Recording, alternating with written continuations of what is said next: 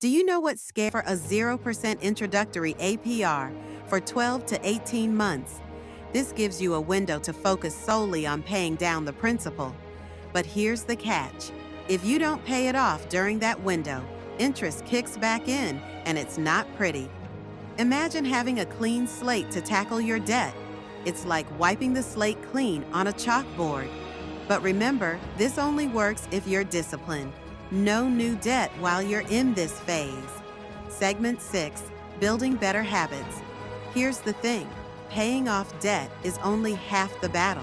The other half, staying out of it. This is where budgeting and spending habits come into play. I recommend the envelope method. It's old school, but it works. Or try apps like Mint or YNAB to keep track of your spending. And yes, this might mean cutting back on your $7 lattes. Ouch, I know.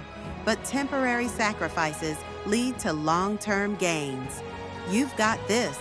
Segment 7, Rewards and Celebration. When you pay off a credit card, celebrate. And I don't mean by maxing out another one. Treat yourself to something small, like a dinner or a movie night. Rewarding yourself along the way keeps you motivated and makes the journey feel less like a punishment. Closing, final motivation and action plan. You've made it this far, and now it's time to take action. Don't just watch this video and move on. Pick a strategy, whether it's the Snowball Method, Avalanche Method, or calling your credit card company. Start today, because every day you wait is another day you're letting debt control your life. And remember that trick I promised for turning a no into a yes. Download my free negotiation script in the description below.